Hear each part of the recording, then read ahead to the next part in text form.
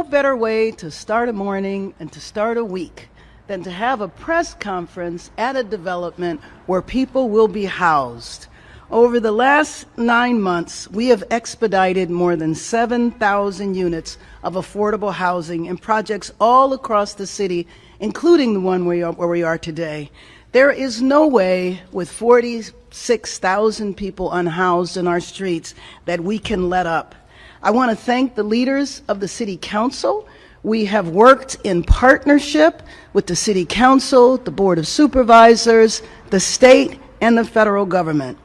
Locally, we are streamlining development. We can't go back to the days when it took 6 to 9 months just to get one permit, to get one approval.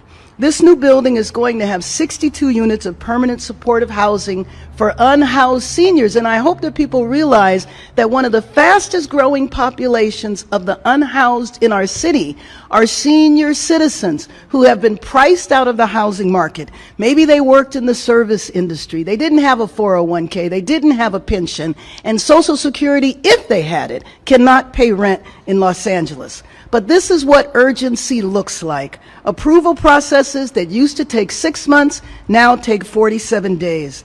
Other projects that weren't going to be ready until 2025 are going to come online next year. And let me be clear, when we save time, we save lives, we save money.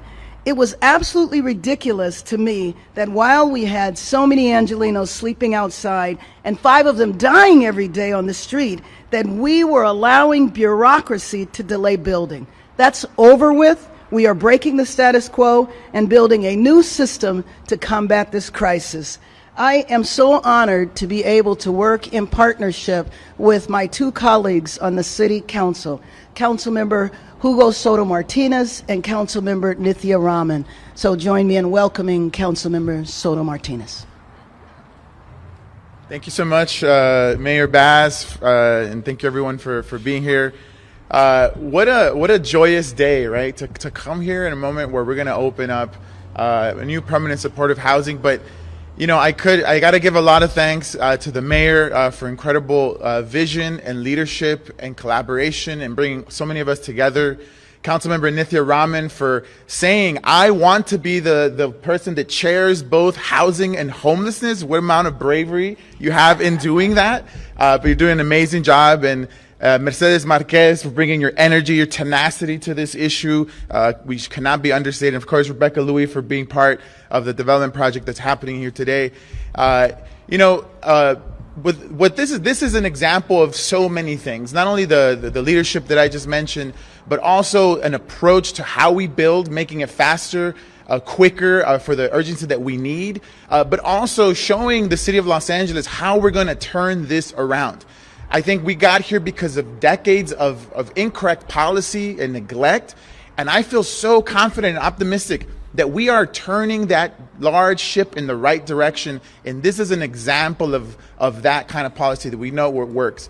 What does not work is shuffling people from block to block, hoping that one day they're going to get into housing. We know what works. It's leading with compassion, building the housing that homeless people can actually take, but bringing the community in and having a collaborative effort. We know that's what works. And could not be more happy to open this here in District 13, and let's build many, many, many more across the city of Los Angeles. And I'll say it in Spanish, if that's okay. Buenos días a todos. Primero quiero agradecer al liderazgo de nuestra alcaldesa Karen Bass por su liderazgo y su visión sobre este asunto. Sabemos que son problemas que afectan a todas las personas aquí en Los Ángeles. La concejal Nithya Raman por decir, yo quiero ser la persona que lidera el comité de la gente sin vivienda y también de crear más viviendas aquí en la ciudad de Los Ángeles.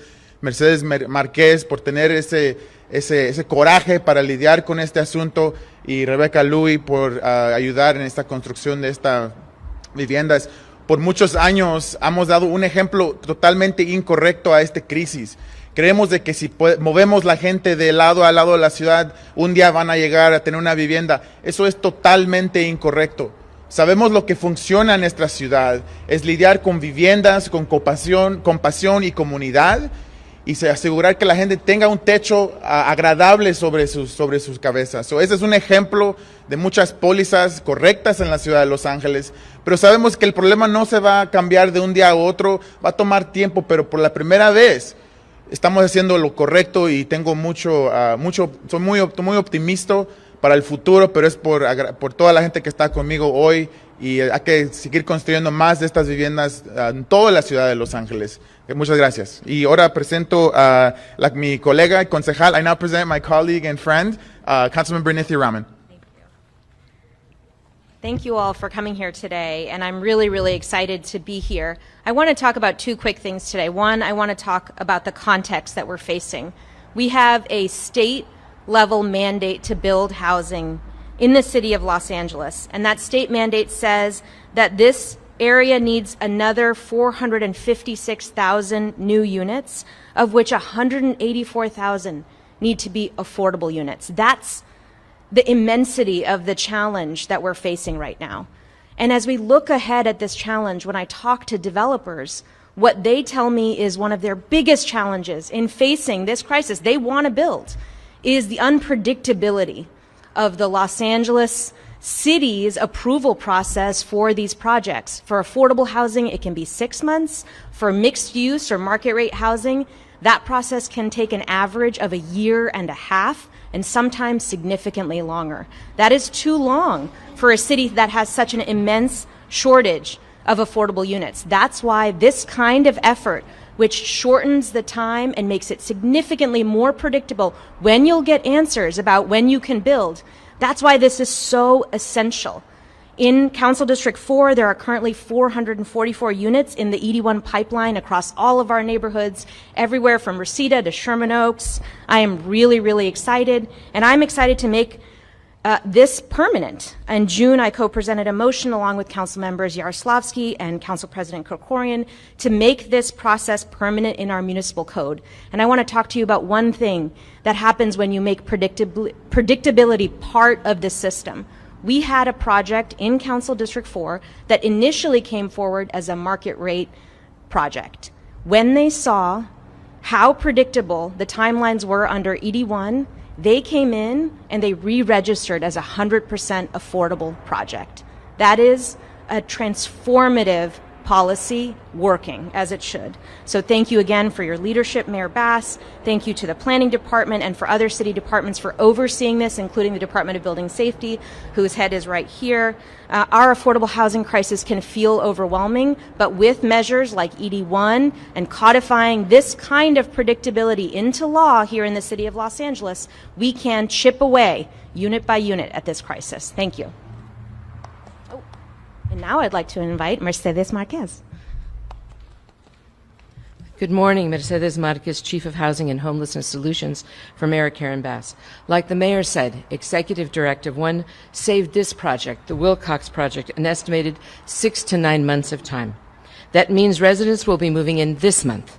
For some, that may be a matter of life and death. Although the Wilcox started construction in October of 2021, predating Executive Directive 1, the accelerating and prioritization of building inspections and approvals included in the mayor's program helped the project tremendously. ED1 allowed for greater coordination with the Department of Water and Power. This project was fully energized in July, which was necessary for other inspections to be completed and further accelerated the project's completion. This project also received the expedited review of its parks fee application waiver. That would normally take an additional 4 to 5 months for approval, but was trimmed to a matter of days. Inspection schedules were also were shortened from weeks to days, an unprecedented level of coordination and commitment from city departments. And like the mayor said, efforts like this saves both time and money. The effort can save projects like this millions of dollars. Want to be clear that this is happening throughout the city, and with a dramatic increase in the affordable housing projects and units in the pipeline. 95 affordable housing projects have been filed. 38 project cases have been completed. 57 are currently under review. 7,301 units of affordable housing have been proposed, and of those, 2,990 units are approved. The remaining 4,311 are currently under review.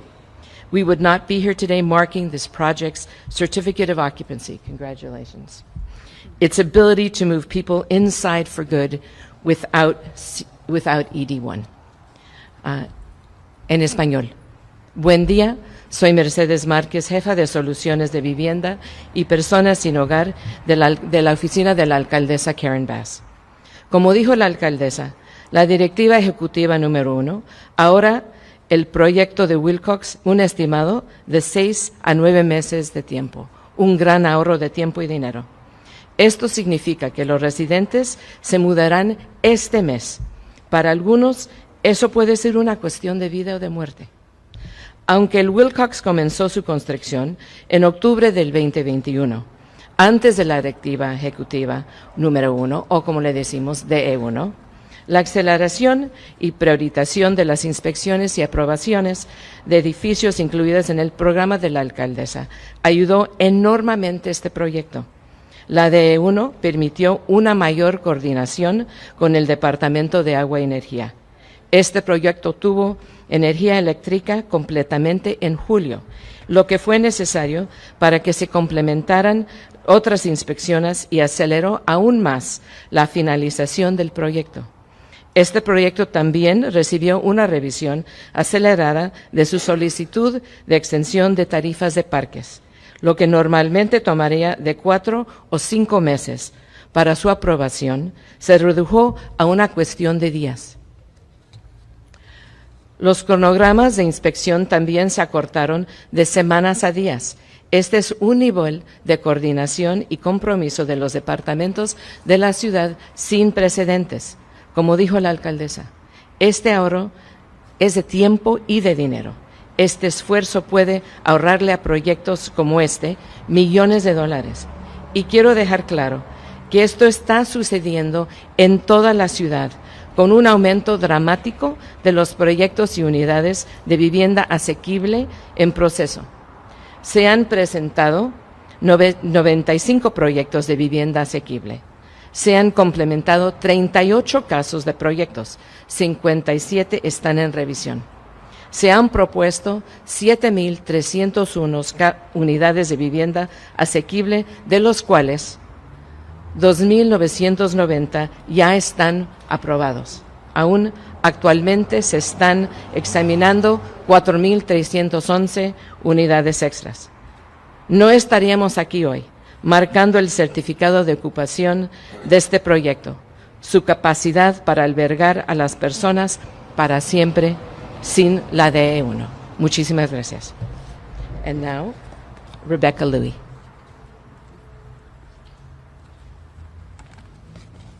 Hi and welcome. Welcome to Wilcox. My name is Rebecca Louie. I'm the president and CEO of Wakeland Housing and Development Corporation. We are the developer and owner of this amazing, beautiful project that you are seeing here today. We are soon going to have 62 seniors coming in off the streets to welcome them to these homes, to get full services where they can come in, rest, heal, and recover from their time. And it's really thank you to the city and their efforts that we're able to get this done so quickly.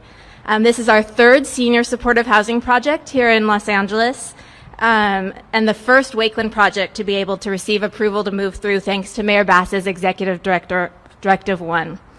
ED1, the accelerating and prioritization of city processes and building inspections for affordable housing projects, has helped our project tremendously. ED1 helped with coordination with the LA Department of Water and Power, allowing us for actually to get power here to be able to move people in, a critical step, obviously.